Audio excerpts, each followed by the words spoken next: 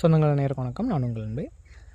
நம்ம மக்காச்சோளம் வயலில் தான் நிற்கிறோம். மக்காச்சோளம் வயலில் முக்கியமாக என்னென்னா, அந்த கடைசி இருக்கிற வயல்கள் இருக்கலாம், கொஞ்சம் தனித்தனியாக கலந்து முளைச்சிருக்கு, குருவி பறிக்கிறது அப்படின்னு சொல்லிக்கிறாங்களா, அந்த இடத்துல நிற்கிறேன்.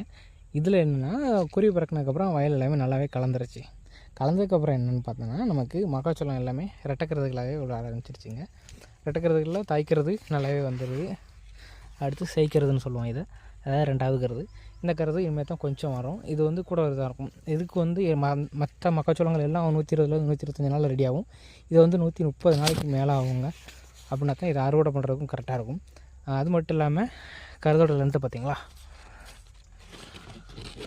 கரெக்டாக ஒரு அடிக்கு இருக்குது கருது.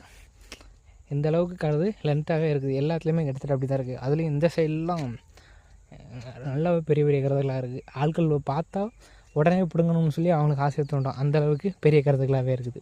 முடிஞ்ச வரைக்கும் ஹைப்ரிட்டு மக்காச்சோளம் போடுறீங்க அப்படின்னா, ஒரு மக்காச்சோளத்துக்கும் இன்னொரு மக்காச்சோளத்துக்கும் 1.5 அடி கேப் வைங்க.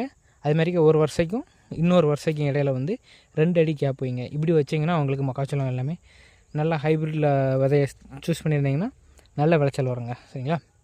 இது மாதிரிக்கு அடுத்தடுத்த வீடியோஸில் இன்னும் நிறையா கண்டென்ட் சொல்கிறேன். வீடியோ பிடிச்சிருந்துச்சுன்னா லைக் பண்ணிட்டு எல்லாருக்கும் ஷேர் பண்ணுங்கள். நம்ம சேனலை சப்ஸ்கிரைப் பண்ணலாம், மறக்காமல் சப்ஸ்கிரைப் பண்ணுங்கள். நன்றி, வணக்கம்.